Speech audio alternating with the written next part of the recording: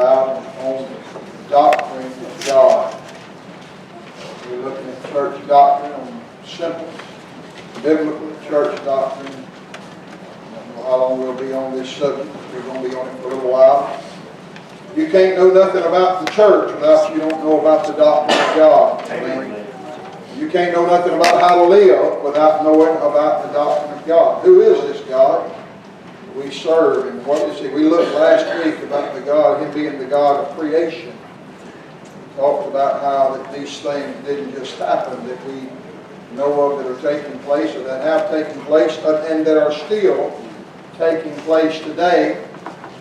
So we looked at those things, and we studied that, and I think if you listened last week, and if you would have been one that would have been an evolutionist or an agnostic or something like that, you'd have had to leave here, I believe, last week, Brother Joe, with some sort of doubt in your beliefs. Amen. Because God sure did open up the doors and let us just take the Word of God and prove to us that there is a God that's on the throne, and He is the one that caused all this that we know of today to happen. That's right. And that He is the one that continues to allow all this that we know of today to continue to happen. It's still happening because there's a God on the throne and Lord. We're still in existence. The reason the earth is spinning on its axis is because there's a God that holds it all together. The reason that the planets don't collide is because that God holds it all together. He caused it to happen. Listen, God's not sleeping. He's not tired. He doesn't go off and play, but He is always on the job. He's just there. He always has been, and He always will be. That's what the Scripture says about Him, and therefore we know that He's about His business. But tonight, we're going to look in Leviticus chapter number 11. We're going to look at the second point about God, and that is the nature of God. We'll look at the nature of God tonight. Boy, when you begin to talk about the nature of God, there's no way in all the church meetings that I have in my lifetime left that I can do justice to the nature of God. I'm not about to tell you that I'm going to fully explain to you God's nature. I'm not going to fully tell you that I'm going to give justice to all the attributes that God has, all the things ways that you can describe a holy God. But I am going to tell you the main points that I want to look at tonight, just for a little while, on the nature of God. Leviticus chapter number 11. Let's look, if you will, at verse number 45.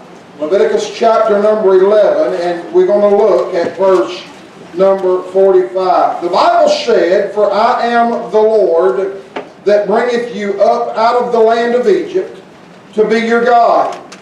And ye shall therefore be holy, for I am holy." Father in heaven, bless us tonight and help us, oh God, as we come before your throne. We ask you, God, to bless as we stand to teach one more time. God, I need you tonight. If there's going to be anything good take place, God, it's going to have to come through heaven. It's going to have to come by you. God, I'm no good. There's nothing good about me save the Lord Jesus and the salvation that you give me in Him. God, I pray tonight you to speak through me. May the words that proceed from my mouth, God, originate at your throne, and be that to be pleasing into your sight. God, I pray that you'd take it and make it and do with it what you would desire. Lord God, help us to leave here better informed tonight than we are when we came. And God, I pray your blessings upon each one that said, "Pray for me." God, each one that has a burden, each one that has a need. God, each one that is burdened in some way. God, would you be real to them in their life? Would you help them to draw near unto you? God, I know that you will draw near to them if they'll draw near to you. God, help us tonight that we can pray. And God, that we can have faith in you. Thank you for being faithful to us, oh God. I pray this in Jesus' name, for He is worthy. Amen and amen. Thank you. You can be seated.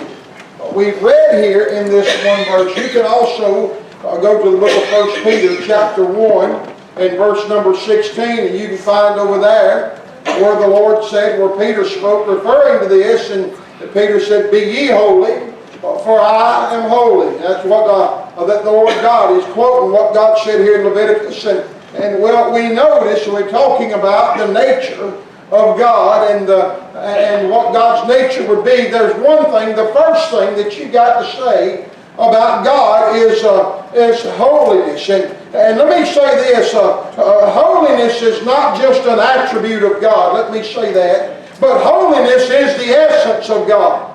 It is everything that God is. God is holy. There's nothing. We don't, and when we say this, it's hard for us to fathom the thought that there's a God that's perfect in every way, that there's something that's perfect and complete in everything, that has no fault, that has no failure, that has no blemish in any way, that this God, being holy, is a perfect God.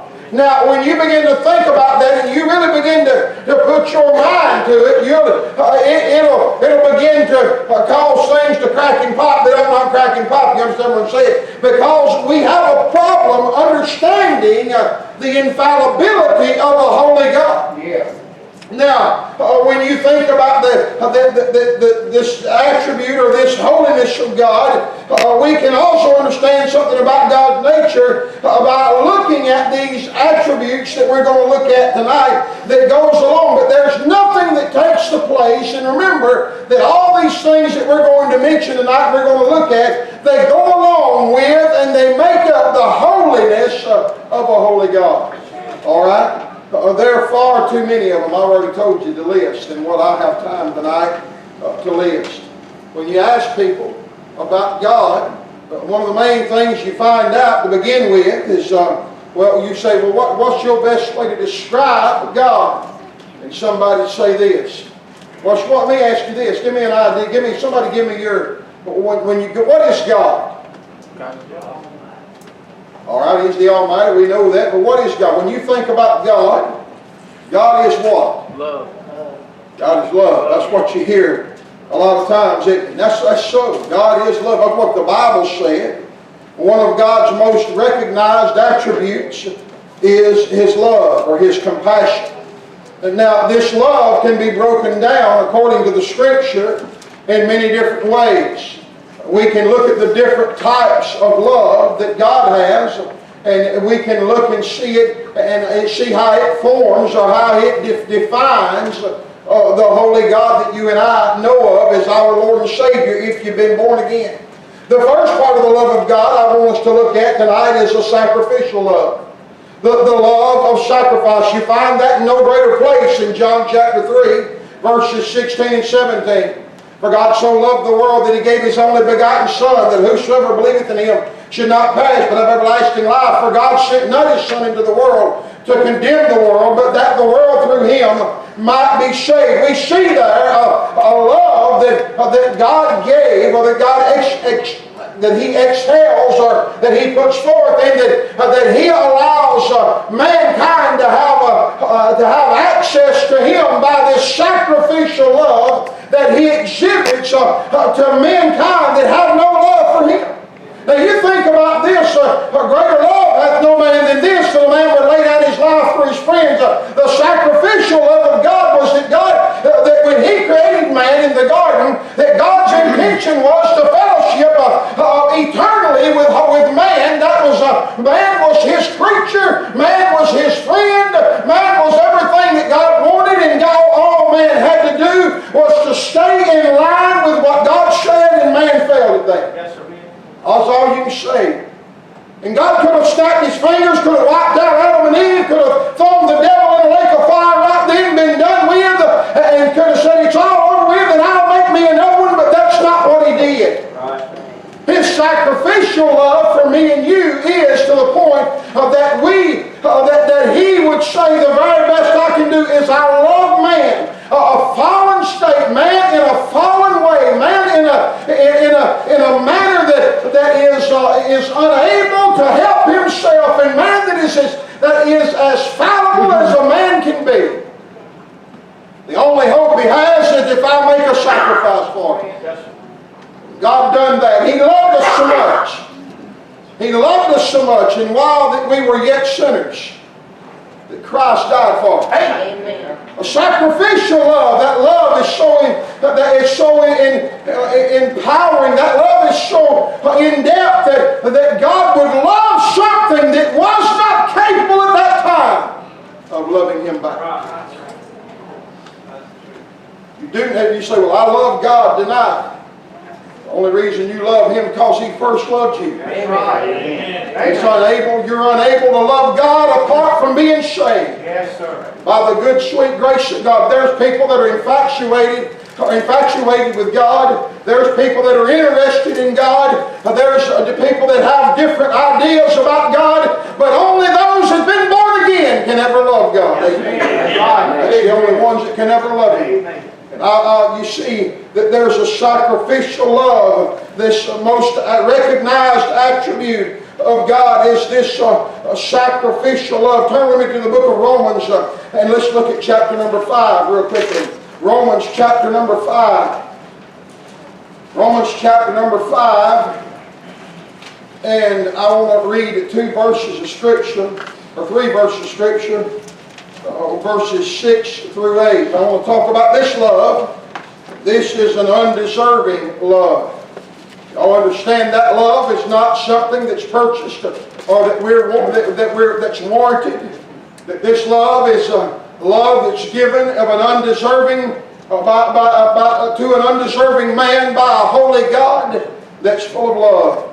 In verse number 6, Romans chapter 5, for when we were yet without strength, in due time Christ died for the ungodly. Who did He die for? Ungodly. Who was that? Who did that entail? That's me. Amen. I'm the ungodly. Without Christ, I have no access to God. Right. There's a lot of people think they go into heaven by being good and by being sweet and by doing good deeds and by doing the right things. But God tells us that the very best that we can do is as a filthy rag before a holy God. Right. Listen to what He said, for when we were yet without strength, in due time Christ died for the ungodly. For scarcely for a righteous man will one die. Yet peradventure for a good man some would even dare to die. That ain't described me. Anybody described right there in verse number 2? I'm not a righteous man. I'm not a good man. Amen. I'm talking about without Christ now. I'm not either one of those. But the Bible said in verse 8, but God commendeth His love toward us in that while we were yet sinners, Christ died for us. That's a love that is undeserving. There's nothing you can do tonight to say, God, you can jump up and down and do jumping jacks and tell God how good you are all day long. But when God looks at you, He sees you as you are. The best day of your life, listen to me, put your God-given eyes on Brother Billy Ray right now. The best day of your life will be the day you see yourself like God sees you. That'll be the best day of your life. Those of you that's trying to be good enough to get to heaven, that's trying to be religious to get to heaven, the best day of your life was when you see yourself as a sinner. You see yourself as destitute and away from God. And know that the only hope and help you've got is if you put your faith and trust in the Holy Lord Jesus Christ. That's the only hope you've got. God is love. God's a sacrificial love, an undeserving love. Jeremiah chapter 31. I've been a lot in the book of Jeremiah here lately. I don't know why, but I have. But Jeremiah chapter 31, and I want to read verse number 3 here. I believe it is. Jeremiah chapter number 31. Yeah, verse number 3. I'm going to begin to read with verse number 1 there, but I want to pay close attention to verse 3. At the same time, saith the Lord, will I be the God of all the families of Israel, and they shall be my people. Thus saith the Lord, the people which are left of the sword found grace in the wilderness, even Israel, when I went to cause him to rest. Verse 3, listen to this. The Lord hath appeared of old unto me, saying, Yea, I have loved thee with an everlasting love. Therefore, with loving kindness have I drawn thee. Listen, the third love I want you to see is this love that's an unchanging love. It's a love that don't change with the windstorms. It's a love that don't change with the tides. It's a love that don't change by the way that you and I behave. He loves us regardless of who we are, and regardless of where we are, and regardless of what we've been, and regardless of where we are right now. God still loves us. Ain't you glad of that? I'm glad I haven't got to. Listen, I know them religions that teach and preach and try to live up to the standards and to keep the love of God upon them. But look, it's impossible in our flesh that we should live that way, that we'll keep the attention of God, and God will continue to be blessed, or continue to bless us and love us because of what we are. It's impossible for us to have that. God's love, He loved us before we were saved, and we haven't got to stay good, listen, to continue in His love. I don't try to live right to stay saved. Right, that's right.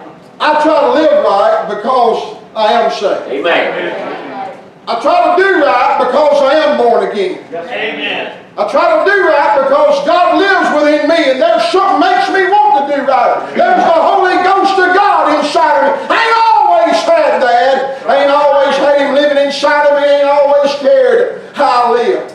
Yes. Amen. Some of y'all may have, but I haven't. It wasn't until Jesus moved inside. Yes, sir. That's when things changed with me. Yes, sir. That's when I began to want to be pleasing unto God. God is an unchanging love. God's love. I got to hurry because I hadn't got past love yet. Listen, 1 John chapter 3. 1 John chapter number 3. We all know where we're going here, don't we? 1 John chapter number 3. And let's look at verse number 1. 1 John chapter number 3 and verse number 1.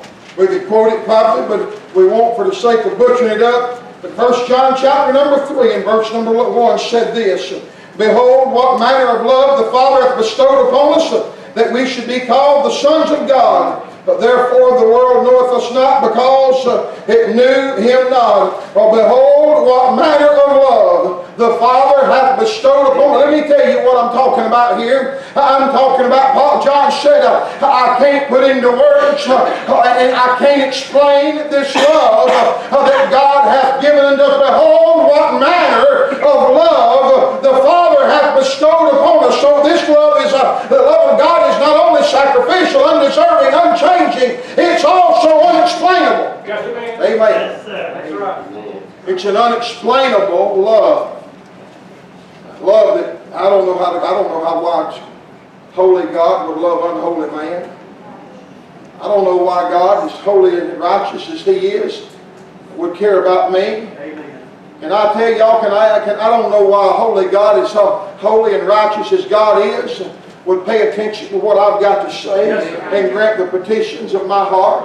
I don't know why God would do that, but I'm sure glad He does. Amen. I'm sure glad that He cares about me and He loves me. And I'm glad that love is, I can't explain it. I can't describe it. I don't know what makes it come to pass. I'm just a beneficiary of it. Amen. That's all.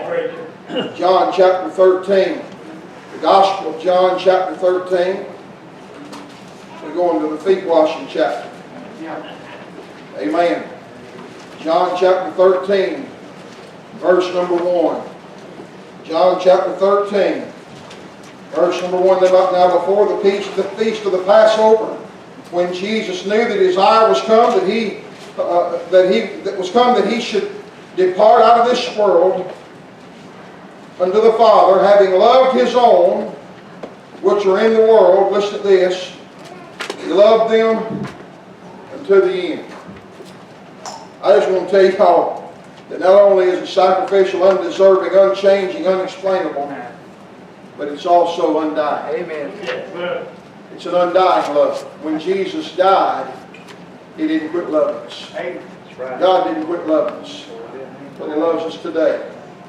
You see, I wasn't there when Jesus died on the cross. I wasn't there when He suffered and bled.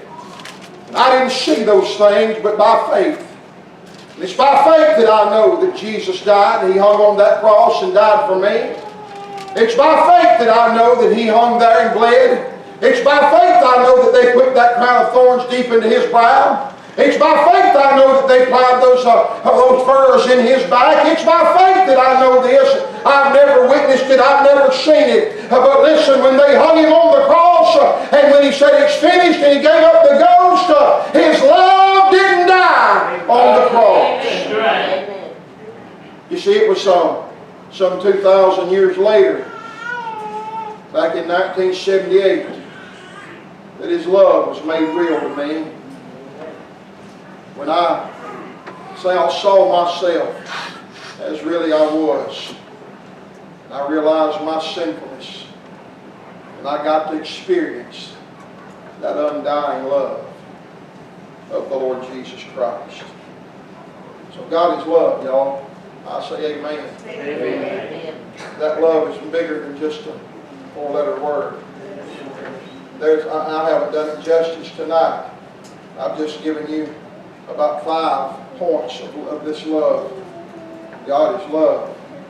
Not only is God love, but God is long-suffering. God is long-suffering. You know why you didn't go to? You know why you ain't in hell? Because God's long-suffering. He's merciful. 1 Peter chapter 3. 1 Peter chapter 3. And verse number 20. 1 Peter, let me turn back here. I need to read more than just one verse. I got the verse wrote down here on my notes, but I need to read, seems like more than just that one verse.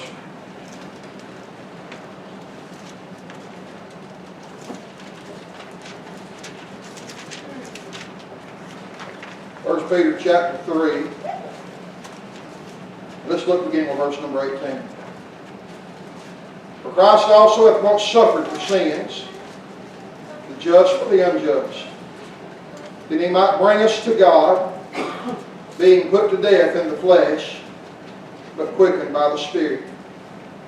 By which also He went and preached unto the spirits in prison, which sometime were disobedient, when once, listen to this, the long suffering of God waited in the days of Noah, while the ark was a-preparing, wherein few, that is 8 souls, were saved by water. The Bible describes this love, this long suffering of God, and it gives us the illustration of the days of Noah. God said in Genesis 6 over there that it grieved Him that He ever made man. God's first opinion was to destroy man. His first account was to just wipe man out. And then He began to, I believe that He began to remember, Brother Joe, I believe He began to remember the communion that He used to have with Adam in the garden. I believe you remember that. Before Adam failed, before Adam sinned. You see, God, when He came to the garden that day hunting Adam, that wasn't a strange happening.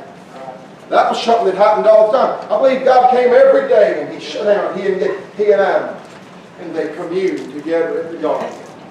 They had fellowship in the garden, but on this particular day He came, and Adam was healed.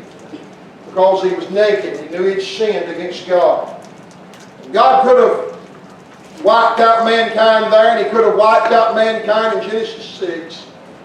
Over there He could have, when the flood came, He could have destroyed mankind altogether. Took Noah and those 8 souls on home and just done away. But He remembered the communion and He loved man. He remembered the law and He was long-suffering. You see, this long-suffering attribute just speaks of God's patience. It speaks of His, hey, have you ever been patient with you? Yes, sir. Has you? Have you ever been patient with you? Some of you still ain't saved yet today. And you know you're not saved and you know you're lost. But it's because of God's long-suffering is the reason you're not in hell right now. It's because of the long-suffering. The Lord's not willing that any should perish, but that all should come to repentance. You see, that's the long-suffering of God. He's long-suffering to us, not willing that any should perish. God don't want us to die. God don't want mankind to die and go to hell. God's long-suffering He was long-suffering to me, Brother Dean. And even though I was just a 12-year-old boy when I got saved, He was long-suffering to me, and He gave me a place to repent and to believe and be saved. I've done that because He was long-suffering, because of His long-sufferingness unto me. Ephesians chapter 2. Ephesians chapter 2. And I want to begin to read with verse number 3. Ephesians chapter 2, beginning to read with verse number 3. We're talking about the attributes of God now. The third one is that God is merciful. And it's hard to, there's a very fine line when you talk about the long-suffering of God and the mercy of God. It's because of the mercy of God that you have long-suffering. But mercy, when I got to thinking about mercy, and I love what the definition of mercy. Mercy is God not giving us that we deserve. God not giving us that we deserve. We all deserve hell, don't we? Yes. We all. Listen, when we go to a court of law, you know what we want? We want mercy when we go there. We pray that we don't, but most of the time when we go there, we're guilty of what we're there for. Right?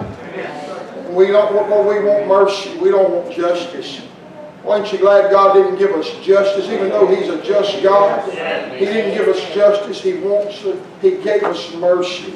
Ephesians chapter 2 and verse 3, among whom also we had our conversation in times past, in the lust of our flesh, fulfilling the desires of the flesh and of the mind, and were by nature the children of wrath, even as others.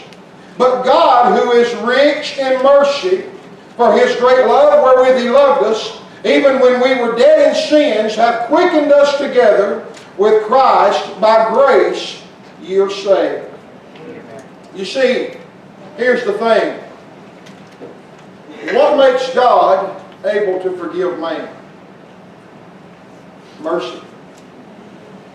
Mercy is what enables God to forgive sin. Sure, it's love. But God's a just God. Amen. He's just and He's holy and He's righteous.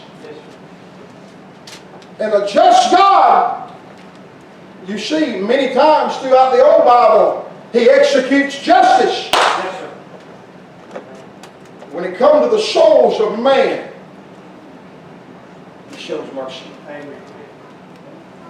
Now there's times you can push Him to the limit. Yes. Korah Yes, sir. pushed him to the limit, didn't he? Somebody said, I've heard people say, well, I believe Korah was saved. I don't believe Korah was saved.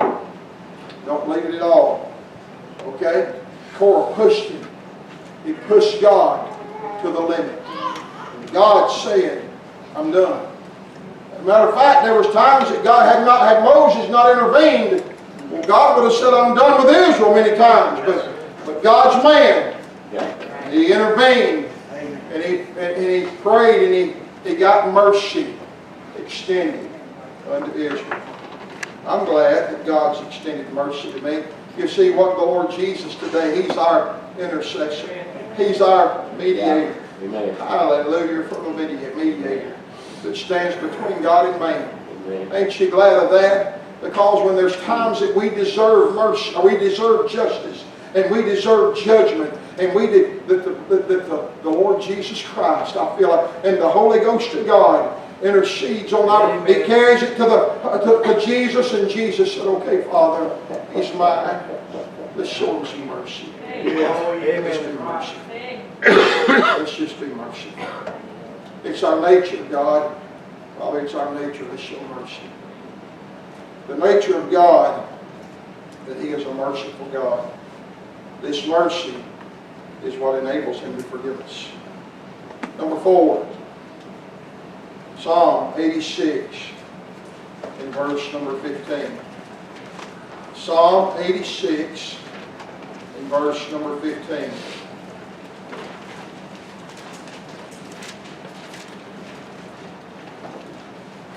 Psalm 86 and verse number 15. When you find your place, look up so I know where that you got it. 86, verse 15. All right. But Thou, O Lord, heart of God, full of compassion and gracious. There he is again, long-suffering, plenteous in mercy and truth. The psalmist said there that God is a compassionate God. Yes, sir. Webster's 1828 describes compassion as a suffering with another, painful sympathy. Painful sympathy, compassion. So Philip, we was talking yesterday, you asked about that scripture yesterday, you said you was looking at that for brother be overtaken in a fault, you which are spiritual, restore such a one in the spirit of meekness, considering thyself, lest thou also be tempted. And that sometimes requires compassion. Yes, sir.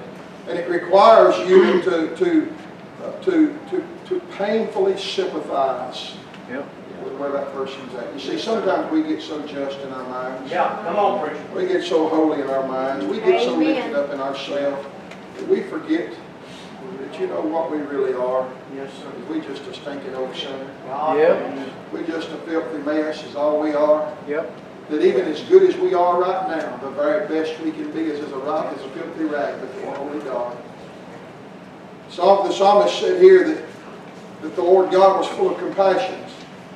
That he was a compassionate God. This means that He's caring, that He's loving, and that He's considerate. He's willing to suffer long with you. He's willing to painfully sympathize with you. He told us that we're to bear one another's burdens, didn't He?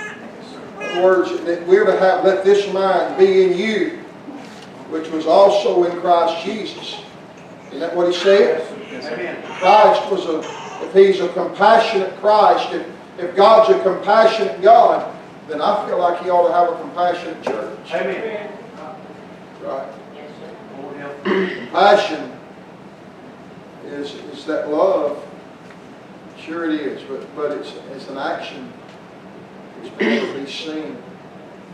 And it's a sympathy. It's realizing, you know, the only thing different between me and them is just the grace of God. Now God's not that way. He's just compassionate because He's holy, because He's God, because He's just, and because He cannot do wrong. So therefore He's a compassionate God. Quickly, let's look at number 5. Deuteronomy chapter 33. You ain't got to turn there if you don't want to. If you don't trust me, go ahead and go there. Or if you just want to read it, go ahead and go there. Deuteronomy 33:27. Deuteronomy 33:27. Sometimes I don't trust myself, right? Amen. Deuteronomy 33:27. Not only merciful and compassionate, but God is also eternal. The eternal God is thy refuge. Underneath are the everlasting arms. He shall thrust out the enemy from before thee, and shall say, destroy thee. Eternal, the eternal God.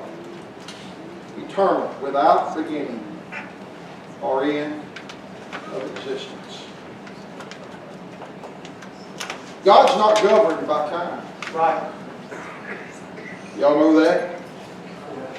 He has no beginning, neither has He no end. Sometimes when I make the statement that God is in tomorrow, and God's 2,000 years back, folks get Google-eyed at you. Yeah. Because God don't operate in our time. God is eternal being. Right. And He is in eternity. God already knows what tomorrow holds. God's already in Revelation 21. Yes. He's already in Revelation 22. Amen. And He's already beyond there in eternity future, as far as you can imagine. God's already there. Why? Because He's eternal. He's an eternal God. He's not governed by the times, by the time of man. He is eternal. He's without beginning. And He's without end.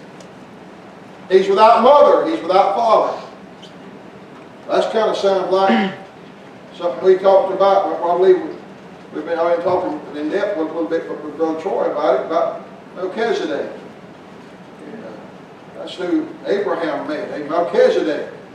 He was without beginning, without end, without mother, without father. Abraham said, I like him so much, I'm going to tie to him. Amen. Amen. It's just a, I mean, you say, who is he? He's Melchizedek. Okay? Now, you go read Hebrews and find out for yourself who's likening to the high priest. I'm not wading off there tonight. We in Bible Doctrine elementary. Okay? We're in elementary Bible doctrine. We're talking about God. We're not going to include Melchizedek in there right now. All right? But God is an eternal being. He's eternal God. He's always been. He's always been. He didn't start in Genesis 1:1. That's right. He didn't begin there. He was already there in the beginning. Yes. He had already been there. Where did he come from? I don't know. It doesn't matter. That's right. He's God. James chapter 1. We don't know about all this turning and reading. Amen. It'll hit you. It ain't going to hurt you. That's right. You might didn't know you had a book of James in your Bible. James chapter 1. James chapter 1, verse number 17. James chapter 1, verse number 17. Every good gift, and every perfect gift is from above, and cometh down from the Father of lights, with whom is no variableness, neither shadow of turning. Now, Hebrews 13:8 says this, Jesus Christ the same, yesterday and today and forever. So what are you saying, preacher? Number 6, God is immutable. He is immutable. What does that mean? He's unalterable. He's not capable of or susceptible of change. Yeah. What in the world are we going to do now? What are we going to do now? Amen. God said He can't change. Yeah. Come on. Every good gift and every perfect gift is from above and cometh down from the Father of lights, in whom is no variableness, neither shadow of turning. God said, I'm not fixing to change. We live in the 21st century. Surely God's got to change. God's not operated by time. Y'all remember that. God's an eternal God. He didn't build this thing on time. Amen. He's a God that's still the same. He still expects the same. Just because that society says that it's okay for two men to marry, God said it's still an abomination. Amen. Just because society says that it's okay for two women to marry, God said it's an abomination. Amen. You say that's hate stuff. No, it's not. It's God's Word. Amen. It's God's Word. God said, God is immutable. It doesn't matter how many times, how many judges, how many Supreme Courts decide that it's okay. God is the final authority, and He said it's not. Amen. He said it's not. Amen. You see, God is immutable. And this, God, we live in a world today that things change. The church, you can't. I seen somewhere today or yesterday something I heard where they was fixing to start charging folk for bringing charges against people for testifying and saying sodomy is sin and homosexuality is wrong, and they fix to start doing that to churches. I can't help it.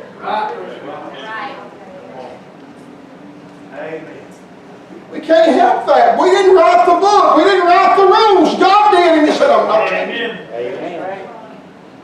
And you can go more than just those things. Yes, sir.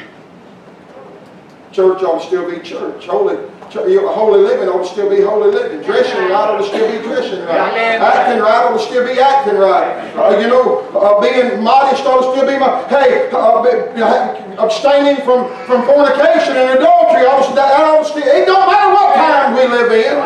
Amen. Sexuality ought to be between a man and his wife, not between everybody out there. It's not a game you play. Right. I can't help what time we're living. I can't help what God is immutable. God's not changing. God's not backing up. He's not going to say, okay, I'll let it go this time. No, He's not. He's immutable. He said there is neither shadow of turning. God's immutable. Psalm 139. Let's turn there.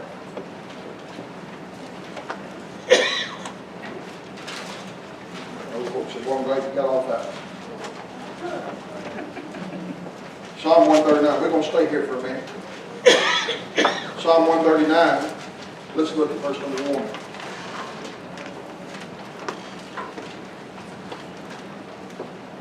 O Lord, Thou hast searched me and known me. Thou knowest my down sitting and my uprising. Thou understandest my thoughts afar off. Thou compassest my ways and my lying down, and art acquainted with all my ways. For there is not a word in my tongue, but lo, O Lord, Thou knowest it altogether. Thou hast beset me behind and before, and laid Thine hand upon me. Such knowledge is too wonderful for me. It is high. I cannot attain to it. What are you saying, preacher? God is omniscious. The omniscience of God is the quality of knowing all things at once. It is peculiar to God alone. Yes, sir. God is the only omniscient being that there is.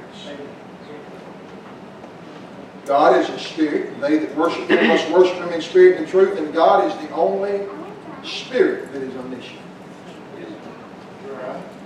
He knows all things at once.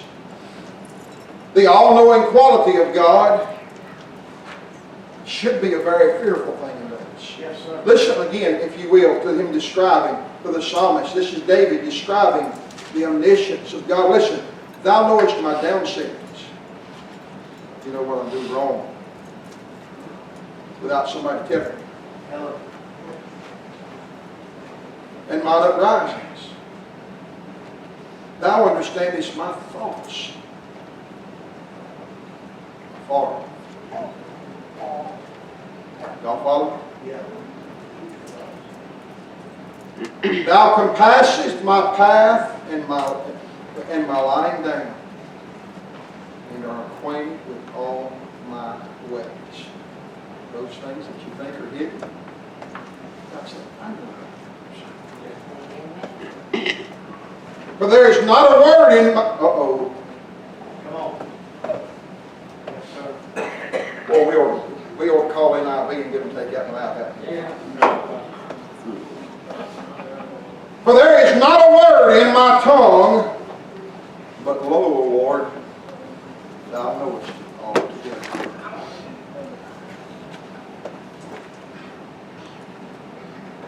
Thou hast beset me behind and before, and laid Thine hand upon me. Listen what He said. He said, such knowledge is too wonderful for me. It is high. I cannot attain it. He said, I can't understand such knowledge. There's no way it's in human possibility for us to fathom the omniscience of God. But it's only by faith we know that He is an omniscient being. Look with me, if you will, at verse number 7. Whither shall I go? from thy spirit? Or whither shall I flee from thy presence? If I ascend up into the heaven, thou art there. If I make my bed in hell, behold, thou art there. If I take the wings of the morning and dwell in the uttermost parts of the sea, even there shall thy hand lead me. Thy right hand shall hold me. If I say, surely the darkness shall cover me, even the night shall be light about me. Yea, the darkness hideth not from thee, but the night shineth as the day. The darkness and the light are both alike to thee. What are you saying, preacher, here? Verses 7 through verses 12, we see the omnipresence of Holy God. Means present in all places at the same time. Again, let me tell you this. He is the only one that has that ability. Somebody said, oh no, what about Satan? Don't have that. Right. Satan can't do that. Well, he's dealing with me over here and with them over there, and he's dealing with... No, that ain't the devil. Amen. Let me tell y'all, can I tell y'all a secret? Come on. There probably ain't many of us warranted the attention of Satan. Yep. I mean no harm, I hate to bust your bubble, but there probably ain't very many of us warranted the attention. Exactly right. Now, when Satan fell, there was a third of the angels that fell with him. Right. And then little imps of the devil. Yes. Them little fellas that deal with you a lot. Yeah. But most of the time, what deals with us is that temptation of our flesh. Yep. That's right. Our flesh is tempted. We're led away by our flesh. And the devil just sits by and says, ha ha, oh yeah. I see that. You see, we give the devil a lot of credit he ain't got nothing to do with. He is not omnipresent. You know how creation continues to create? Because of the omnipresence of God. You see, he's spinning the earth right here. And he's got the moon going around it over here. And he's got the earth going around the sun. And he's got Venus, Jupiter, Mars, Neptune. And out there somewhere, there's that little fellow they call Pluto. And they offend me with him so much. He's a planet one day and he's not the next. And there he is out there, and there ain't none of them colliding together. There's none of them, those asteroids are coming by. This star shines and burns out. There's a black hole over here that's sucking stuff in there, and God's got it, and we ain't got nowhere near it yet. What amazes me is that you know, because God's over here, and He's over here, and He's over yonder, and He's way back yonder, and He's in yesterday, and He's back 1,000 years, and He's tomorrow, and He's 1,000 years ahead already. God's already there. Listen now, you say, that's blowing my mind. I can't help it. That's God. Amen. Amen. Blows my mind. Yes. That's why creation continues to create. Because He's everywhere at once. He's omnipresent. Number 9, turn to Revelation chapter 19. They said, well, we're getting them good books. No, it's all been good.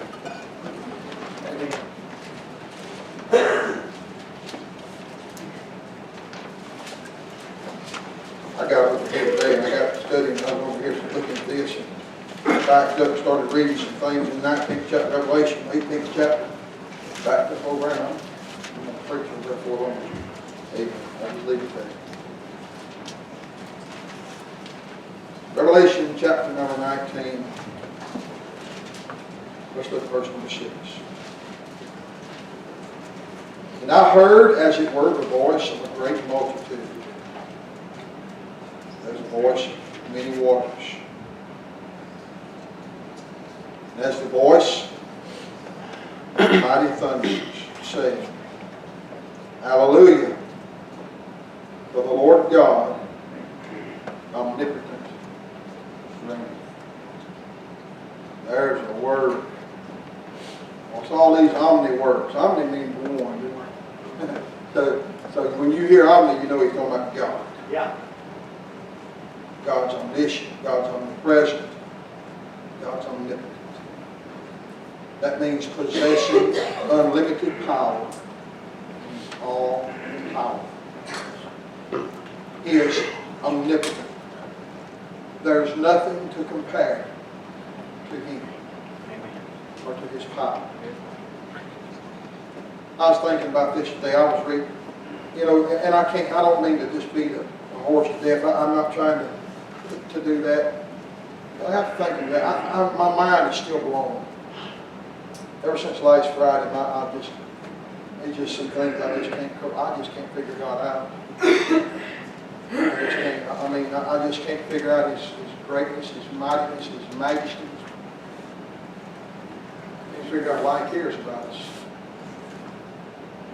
And I was thinking about His omnipotent power. There's only a God that can cause man to do the things that God can cause man to do. That's right. That's true. You know what the nature of man is? Hatefulness, greed, ungodliness. You know that's the nature of man. You know what the nature of man is, and it's inside of all of us. Would be another Adolf Hitler. That's true. My wife had preached to me 2 or 3 times on the way to church tonight. Folks aggravate me. Me too, brother. They do. Especially if folks can't drive. They aggravate me. I'm just being honest. And we got turn signals.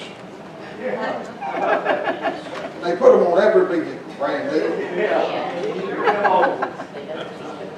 And I'm sitting there waiting to go. And this old girl, and she will not, and she come on by, man.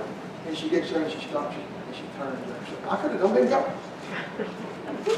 I could have left a long time ago. Could have been on my way. I just kind of. I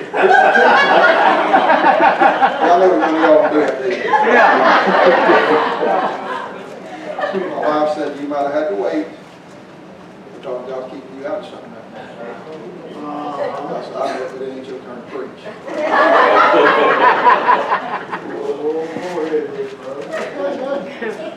You see, there's an omnipotent God, an all-powerful God, an all-holy God, that He looks after us in our foolishness. Amen. Yes, sir. Yes, sir. You're exactly right. Yes, sir. He looks after us in our foolishness. I don't know where my grandma had to say it. I don't know where she got it from. But she always said that God looks after drunks and fools. I don't know where she got it from, but she's probably about right. Right. He looks after foolish people sometimes. He looks after me. Because of His all powers. He can keep me from might be headed into. We was leaving one night. I was passing about the deal. And we was leaving, going to church there, going to Awake. One of the girls that was going to church there, her daddy or maybe her mama had died. Her daddy had died. Her grandpa or something. We had a red Ford Ram, Navistar, Arrow, one red vans. We got in that thing. We was headed south on Old Biloxi Highway, Old Biloxi Road they called it. They had a hill there that was dangerous. They wrecks there all the time. And I was always very well cautious when I come through there. We was late for the funeral. And I was going down pretty quick. By the time I come up on that hill, Brother Dean, there was a T right there. By the time I got where I could see, there's a car come out in the middle of my lane and stop, and there's another car coming right there at me. And I don't know what happened. I said, And we got to the other side. We didn't hit nobody. And And she said, boy, that was some good driving. Remember that? I said, no. That was with God. Amen. Because truth be known, I closed my eyes. I was waiting on impact, okay? I'm serious. I'm just being, I just knew that the airbag could hit me in my face. I was fixing to be in a wreck, in a battle. Somehow or another, there's an all-powerful God that got me through that. And sometimes I have been in wrecks. It was an all-powerful God that got me on the other side of the wreck. May 7th, 1988. Maybe people here remember that. As far as when I was here before, Seth was 3 months old, almost like 2 days, 3 months old. That's right. Worst wreck I've ever seen this day we was in. The only reason my little boy wasn't killed because mighty big God. Right. That's right. Amen. Not a car seat, but a big God. He wasn't in a car seat. Matter of fact, when we found him, he was in the back of the truck. And she found him. Wasn't breathing. And she found him. There's a mighty big God. He's omnipotent. Lastly, you can turn to Genesis 18. And we're done. Genesis 18, I love Genesis 18. We'll preach that a lot of times, talking about Abraham. Abraham speaking to God here. Verse 25. Abraham said, that be far from thee. He's speaking to him about going over in Sodom. God's going to destroy Sodom. And Abraham's praying. He's talking to God. He said, that be far from thee to do this, or to do after this manner.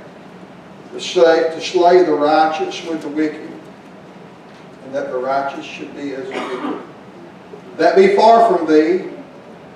Shall not the judge of all the earth do right? Abraham asked God, God, will you be right? Will you be right? The last characteristic that you're going to see, we're going to talk about tonight, is God is just. Yes, He is just. He always does what's right. God cannot be moved with wrong. We cannot challenge God with wrong. God is always right. It's always right. One more you study, God's bigger than just a 3-letter word. Amen. He's a lot bigger than just saying God. He's got some attributes that and I've not seen the surface. But how big God is and how big God is. I'm glad He's my God. I'm glad He loves me. I'm glad He cares about me. I'm glad He didn't leave me to myself. So glad God. I'm glad God is good. Amen. I'm glad you are. I'm glad I'm not God. I'm glad God's God. So there's none like Him. Father in heaven, thank you for letting us stand and teach tonight. Thank you, God, for being God. Thank you, God, for loving us. Showing us mercy, for being long-suffering. Thank you for your power, for your presence. Thank you, God, for everything that you are. Things we can't even describe. God, most of all, thank you that you give me a Savior. God, you saved my soul. Father, tonight, there might be some here who's never been saved. God, it sure be a good time for them to see themselves. Would you show them yourself? God, would you help them to repent and believe the Lord Jesus